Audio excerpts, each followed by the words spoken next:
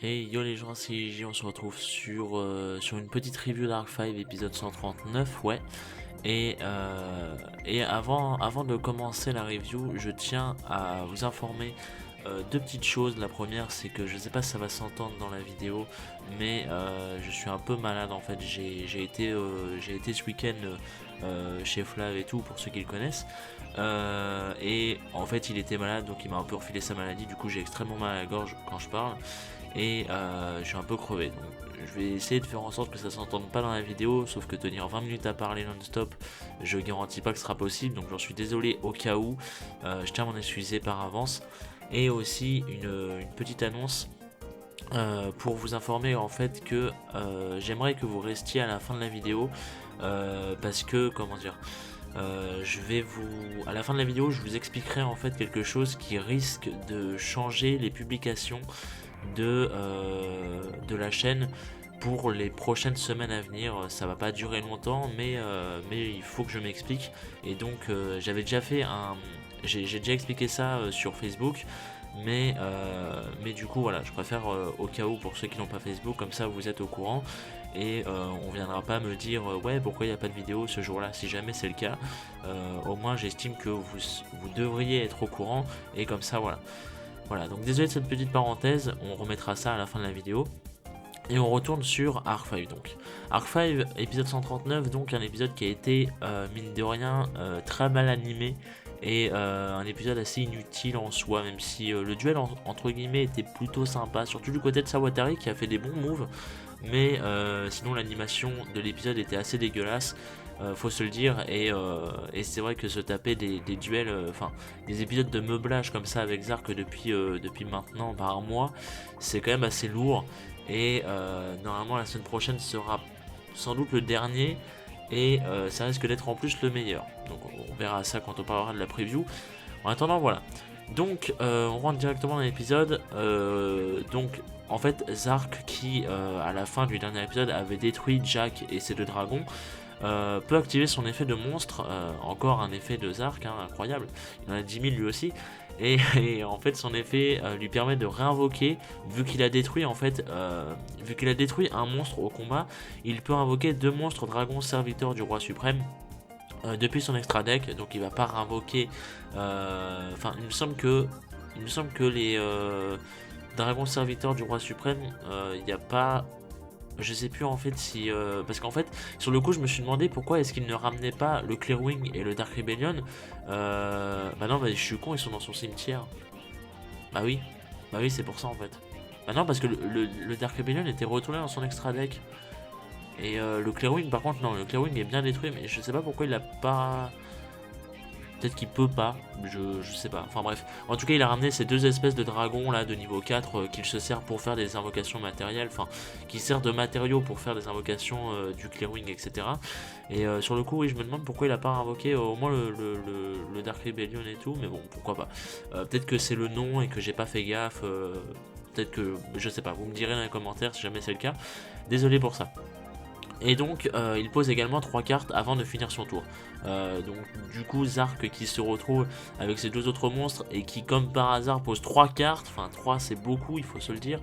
Et il pose 3 cartes et tout comme ça, bon le mec déjà était pas assez intouchable comme ça, il faut qu'il prévoie de la garde en plus. Voilà. Sinon, autre point de vue, enfin autre point de vue, autre décor on va dire, il y a Rey qui apparemment aurait expliqué à Layla que son père a l'intention d'aller affronter Zark avec les 4 cartes dont elle s'était servie pour le battre à l'époque, comme on avait vu dans le flashback de l'épisode 126 si je ne me trompe pas. Et du coup, bah, Layla informe Reggie de cette annonce. Et du coup, Reggie fonce retrouver son père pour essayer de l'en dissuader et tout, ou apparemment peut-être de se battre à ses côtés. Du coup, il laisse Layla tout seul. Il lui dit de ne pas bouger et tout, qu'il revient, etc. Et il va aller voir son père. Voilà, donc en attendant, on retourne dans le duel. C'est au tour de Crow qui invoque deux ailes noires, dont je n'ai pas noté les noms parce qu'il les synchronise directement. Mais en tout cas, c'est des anciens ailes noires, donc ça fait plaisir de les revoir. Bon, on les a jamais vus en fait dans l'animé de 5D, mais c'est des anciens, surtout qu'ils sont sortis après 5D, je crois. Donc bon, c'est un peu con, mais ça reste des anciens ailes noires, je trouve. Et donc voilà, donc il les synchronise pour invoquer Raikiri.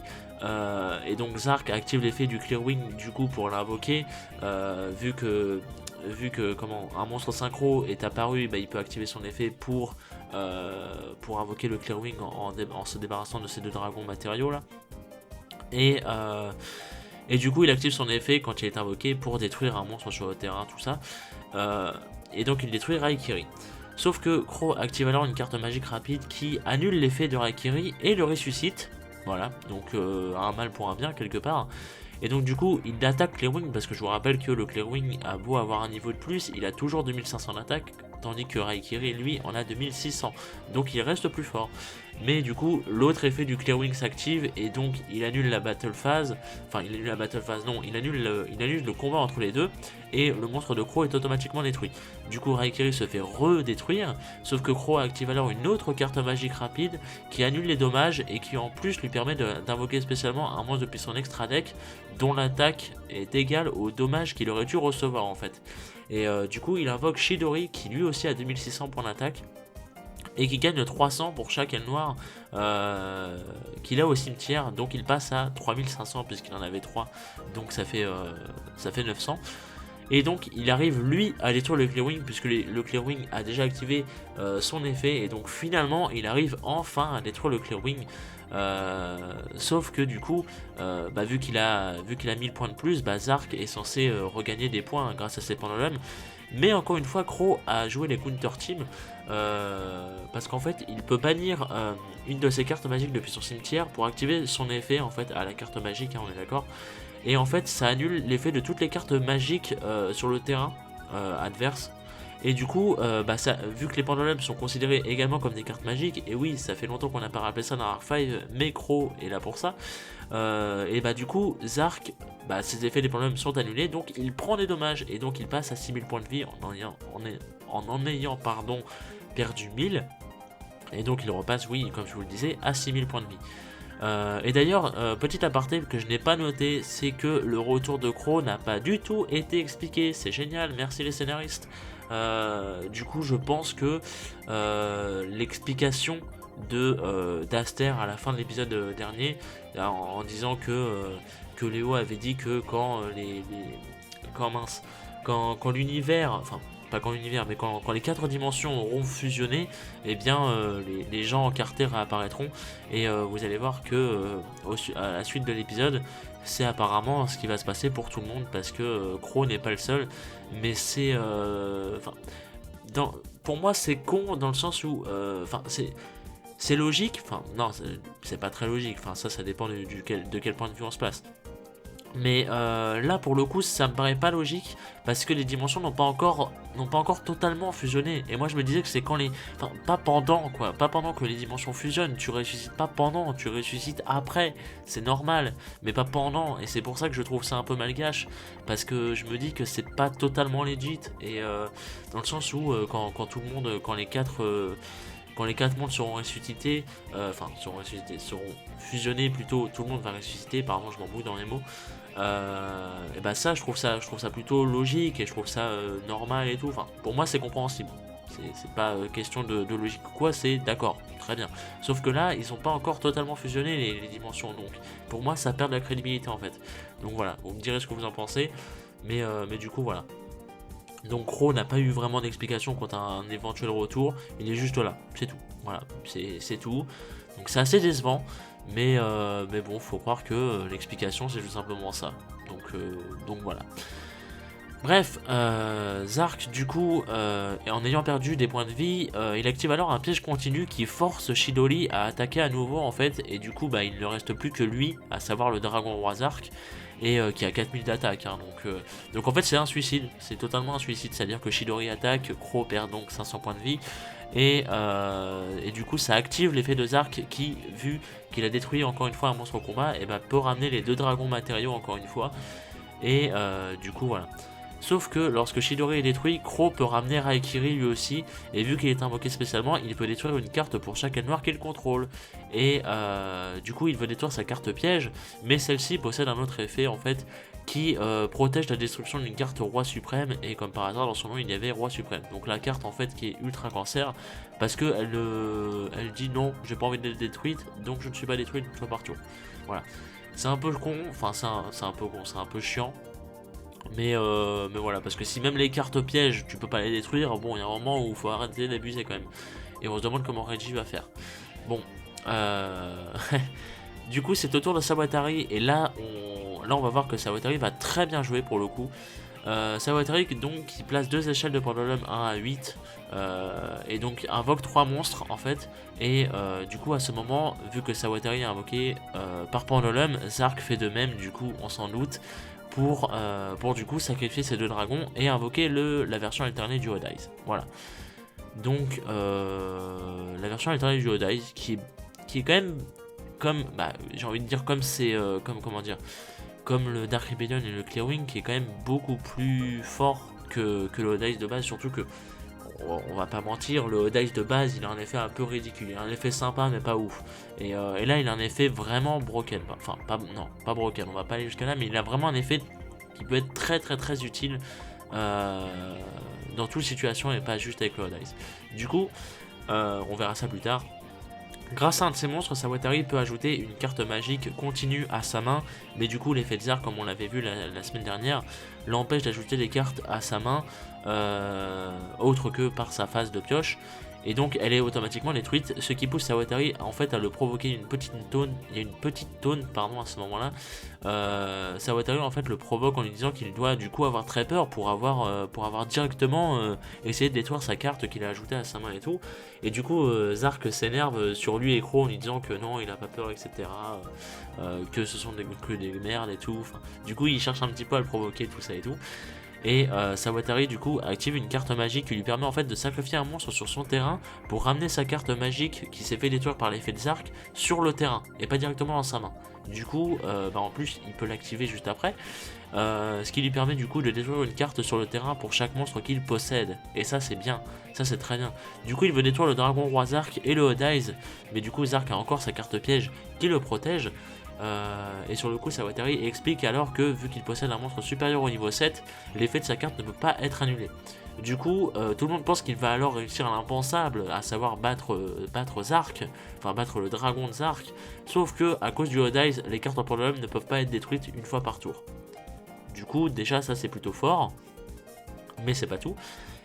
Du coup ça fait un peu retomber la hype qu'il y avait, parce que tout le monde se disait putain lui va réussir cette espèce de bouffon, bien évidemment non. Du coup voilà, du coup tout le monde est un peu coqué. Sawatari du coup continue de le provoquer en lui disant que le Yuya qu'il connaît n'était pas une espèce de lâche à toujours vouloir se protéger, être en mode défense comme il le fait et tout, à toujours dire ouais mais l'effet enfin je me protège, etc. Où mes monstres ne peuvent pas être détruits, mes cartes ne peuvent pas être détruites et tout. Et Yuya lui ne faisait pas ça en fait. Et du coup c'est une taunt, hein, il essaie toujours de le provoquer. Et il réactive alors l'effet de sa carte magique continue pour sacrifier un autre monstre et ramener son autre carte magique qu'il vient d'utiliser. Et donc il retente encore une fois de détruire Zark, mais celui-ci annonce que tant que tous les monstres qu'il a détruits au combat resteront au cimetière, il ne pourra pas être détruit. Alors qu'est-ce que c'est que cet effet du bullshit le plus infini? C'est pour te dire non, je ne serai pas détruit, lol. Ça ne veut rien dire. Cet effet c'est zéro. Enfin c'est le machin, il te sort 10 000 effets et tout, et le dernier effet que tu vois de lui c'est oh on va enfin réussir à te détruire. Bah non, parce que en fait j'ai détruit une dizaine de monstres j'ai détruit une dizaine de monstres vous appartenant, et du coup vu qu'ils sont toujours dans le cimetière, et bah je peux pas être détruit tant que eux ne sont pas détruits, enfin ne sont pas retirés du cimetière. Ça ne veut rien dire. Ça ne veut rien dire. Le mec a détruit une dizaine de monstres. T'es sur le point de le battre et il te sort non parce que j'ai détruit tes monstres. J'ai détruit tous vos monstres. Donc tant qu'ils sont détruits, bah je pourrais pas être détruit. Ça veut rien dire. Ça ne, enfin, faut se le dire. C'est peut-être stylé comme ça sur le duel en mode. Ouais vos monstres me protègent moi, donc c'est plutôt assez ça fait genre enfin ça peut faire classe, mais c'est zéro comme effet. Enfin, je suis désolé, je trouve ça nul à chier comme effet. Et enfin, c'est du bullshit et c'est naze, il a pas besoin de ça quoi. Enfin, c'est juste. Enfin, pour moi, du coup, c'est juste pour dire non, je ne serai pas détruit maintenant, lol. Patientez encore 3 épisodes. Enfin, non, je suis désolé, mais là, c'est non. Et du coup, à ce moment-là, on a Léo qui intervient dans le duel. Et pendant ce temps-là, Standard en fait commence à elle aussi se faire engloutir. Et arrive aux côtés de Zark en fait avec Shuzo qui est donc le père de Yuzu, les enfants de Standard là, les espèces de la meuf qui ressemble à Yuzu en plus petite, l'espèce d'intello et le gros porc qui est absolument obscène. Et on a aussi Sayaka et Allen qui sont juste à côté d'eux. Je sais pas comment ils ont fait pour atterrir là eux, mais enfin il y a 2 secondes ils étaient dans la dimension X6 et là ils sont à Standard avec eux. Je sais pas pourquoi, mais bon voilà. Et justement, Sayaka et Allen voient leurs anciens amis de la résistance qui ont ressuscité. Et du coup, c'est pour ça que je vous disais tout à l'heure que ça doit être ça, parce que Crow n'est pas le seul à être affecté par ça. Et donc, du coup, voilà. Bon, pourquoi pas. Surtout que ce qui est ultra marrant, c'est qu'ils voient Zark devant eux, enfin ils ont le dragon de Zark à quelques mètres d'eux, et ils voient leur ami en fait ressusciter, et du coup ils se font coucou et tout, ah bonjour, comment ça va et tout, ça fait longtemps, tu vas bien? Non, non, bordel, non, il y a du drama, merde. respectez un petit peu. Mais non, du coup voilà. On a Zark qui active l'effet de sa carte piège continue qu'il peut sacrifier en fait pour forcer tous les monstres adverses à attaquer le dragon roi Zark. Et du coup, Sawatari et Crow résistent de très peu. Genre, Crow il lui reste 500 points de vie et Sawatari il lui reste. Non, Crow il lui reste 100 points de vie, Sawatari il lui reste 500, pardon. Et du coup, Zark active l'effet du Hot Ice qui double les dommages. En fait, c'est pas il double les dommages en impliquant. Enfin, comment dire, en impliquant ses dommages à lui. Non, c'est quels que soient les dommages, combats ou par effet que les adversaires se prennent, ils sont automatiquement doublés. Et ça, c'est fort. Ça, c'est bien. Ça c'est cool comme effet, je trouve, comme version alternée du Hot Ice. Donc du coup voilà, et donc ils perdent le duel. Donc il n'y a plus que Zark contre Léo. Et du coup Léo active alors une carte piège.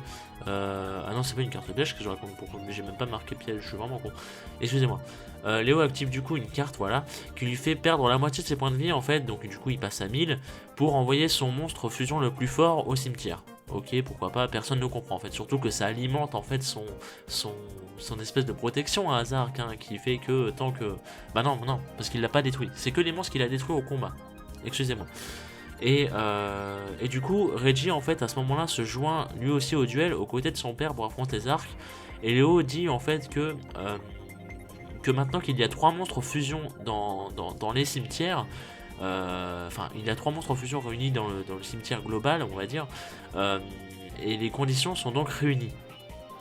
Pour ça on ne sait pas, enfin on ne sait pas ce qu'il voulait dire par là, mais du coup Zark active un piège qui oblige Léo à se défausser d'une carte qu'il a en main pour chaque carte roi suprême qu'il contrôle. Et comme par hasard, Zark en possède 4 et donc Léo doit obligatoirement abandonner ces 4 fameuses cartes de Rei, hein, c'est les cartes de Rei on peut se le dire, et du coup perd 300 points pour chacune d'entre elles. Donc Léo n'a même pas eu le temps de jouer qu'il est mort, c'est une connerie sans nom. Et du coup il est éliminé du duel, et pendant ce temps on a Layla qui arrive enfin à trouver Lei, et du coup voilà. Layla pardon à la fin arrive à retrouver Rei, et voilà, et l'épisode se termine comme ça. Et oui, il fallait que je le dise, ça, Léo est une grosse merde. Enfin, ils ont fait passer Léo pour une grosse merde et je n'aime pas ça parce que Léo à la base c'est censé être le final boss, c'est censé être le méchant d'Arc 5. Et ils le font, il a même pas joué le mec, il est éliminé direct, ça veut rien dire.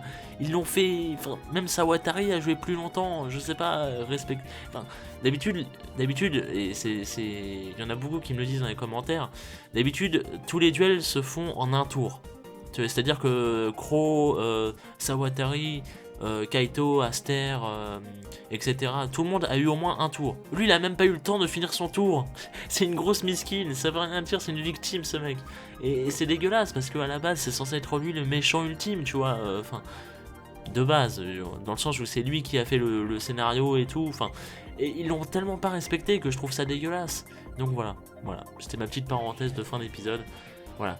Donc la preview les amis nous montre que Reggie va affronter Zark, enfin, incroyable, hein, on n'était pas déjà au courant depuis 3 semaines, qui se proclame apparemment être le réel créateur de l'invocation Pendulum et non pas Yuya, comme tout le monde le pensait.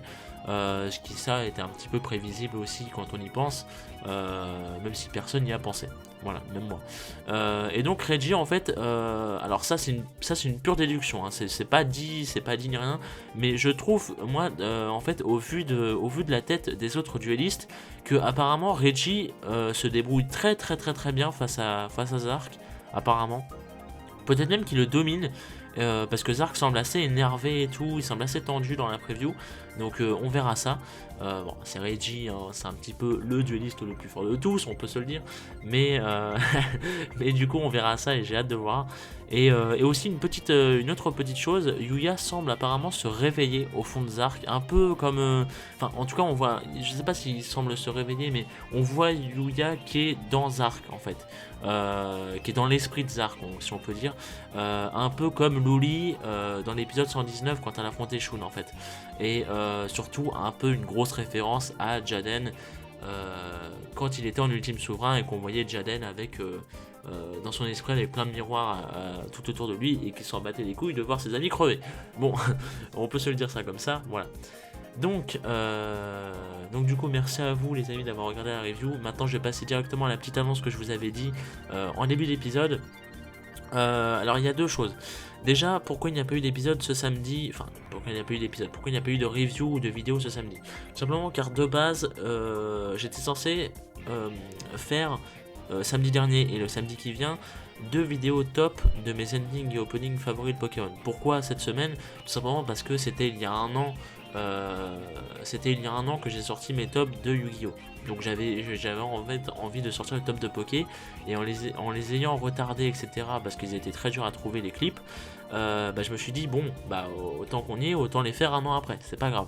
Et le problème c'est que j'ai tout essayé, j'ai fait des modifications audio, j'ai fait des modifications vidéo, j'ai à peu près tout essayé, et il n'y a rien à faire, à chaque fois je me fais strike pour les openings, donc et j'ai pas envie de vous mettre juste les openings ou juste les endings, voilà, vous voyez je pense. Du coup je trouve pas de moyen, donc je vous les ai tout simplement pas mis. Et à la place je me suis dit bon tant pis, je vais faire quand même une review de Sun et Moon. Le problème c'est que avant que je parte en week-end, donc vendredi soir, l'épisode n'était toujours pas sorti en sub. Donc je ne pouvais clairement pas, enfin j'avais pas envie en fait, parce que maintenant je vous fais des reviews de Pokémon en ayant les subs en fait. Donc en comprenant l'épisode et tout, parce que d'habitude je le fais avec l'épisode en RAW et tout. Et depuis Sun et Moon je le fais en sub parce qu'il y a une nouvelle team de sub anglaise qui le fait très rapidement en fait. Sauf que là l'épisode n'était pas sorti, donc je ne pouvais pas vous le faire, j'en suis désolé. Du coup voilà. Donc ça explique le pourquoi il n'y a pas eu de vidéo la semaine dernière, et du coup pourquoi les tops de Pokémon tardent tant. Et je sais pas si je trouverai la solution un jour, j'en suis désolé. Je vous tiendrai au courant pour ça, de toute façon. Et la deuxième grosse annonce qui risque de perturber la chaîne pendant les prochaines semaines, c'est que, alors pour vous, vu que la vidéo sort mercredi, ce sera hier, et pour moi c'est demain, parce que là on est lundi. En fait demain, donc mardi, pour résumer un peu, je vais chez le dentiste, et je vais me faire normalement enlever des caries, voilà. Le problème c'est que ça va me faire un mal de chien, je le sais d'avance, et en fait j'en ai pas qu'une à enlever, c'est surtout ça. Et le truc c'est qu'il va pas tous me les enlever d'un coup, voilà, c'est comme ça que ça se passe chez moi, donc voilà, ne soyez pas étonnés. Et en fait je suis obligé de raconter ma vie pour ça les amis, hein. J'en suis désolé, je sais que ça passionne pas beaucoup de gens, mais je suis obligé. Et en fait je vais avoir un mal de chien et tout, et du coup il est fort possible que ça reste pendant plusieurs jours, et sachant que j'ai 3 caries en plus à traiter, ça risque de prendre plusieurs semaines. Voilà pourquoi je pense que ça risque d'être compliqué. Du coup, samedi, je sais pas si je pourrais vous faire une review des 2 épisodes de Sun et Moon. Je me dis que, vu que là je passe mardi, d'ici samedi j'aurai plus mal. Enfin, d'ici vendredi, le temps de faire la review, j'aurai plus mal. Donc voilà. Mais on ne sait jamais. C'est-à-dire que la dernière fois que j'ai été chez le dentiste, bon, je vous cache pas que j'avais chialé pendant une semaine, tellement ça m'avait fait mal. Voilà. C'était il y a 5 ans. Les plus anciens de la chaîne s'en souviendront. mais du coup, voilà. Du coup, je sais pas, ouais. Je sais pas du tout si je serai optimisé, enfin, si tout sera bien optimisé pour la semaine prochaine ou pour le week-end. Du coup, voilà, c'est quelque chose qui risque de perturber la chaîne pour les quelques semaines à venir. Et je préférais vous le dire, voilà. Du côté de la chaîne Ed Johnson, ne vous inquiétez pas pour moi, j'ai tout tourné d'avance jusqu'en début février. Donc normalement, sur la chaîne Ed Johnson, il n'y aura pas de problème. Le problème, c'est que là, pour les reviews, c'est bien évidemment plus compliqué puisque les épisodes ne sortent pas en avance. Donc je ne peux pas faire des reviews d'avance, vous vous en doutez. Du coup, ça sera compliqué. Et je vous tiendrai au courant sur les réseaux sociaux, surtout sur Facebook. Je vous tiendrai au courant. Donc, je vous invite à le voir. Et de toute façon, dans l'espace commentaire, là, parce que la vidéo sortira pour vous mercredi. Donc, je vous dirai mercredi, au moment de la sortie de la vidéo, je vous mettrai un petit commentaire en vous disant si du coup ça me fait mal ou si ça me fait pas mal. Et du coup, je vous tiendrai au courant vis-à-vis de ça. Mais voilà, je préfère vous prévenir, en fait, vous mettre au courant c'est pour ça que je disais, au cas où il n'y aurait pas de vidéo, vous saurez pourquoi. C'est parce que je serai en PLS à cause de ma mâchoire et que donc je ne pourrai pas tourner. Voilà. Bien évidemment, c'est au cas où. Ce n'est pas sûr, mais je préfère le prévenir au cas où, en fait. Voilà. Donc, c'était juste comme message de prévention. Voilà, on peut dire ça comme ça. Donc désolé de vous avoir emmerdé avec ça pendant 5 minutes, mais ça me semblait important. Voilà, donc merci à vous d'avoir regardé la vidéo. On se retrouve peut-être samedi, je ne sais pas, je peux rien vous dire. Peut-être samedi.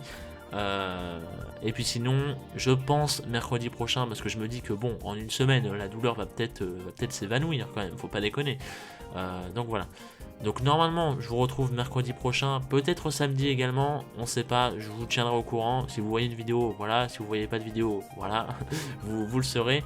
En tout cas, voilà, désolé de vous avoir fait perdre votre temps un petit peu avec ce message de fin. Et puis bah moi je vous laisse.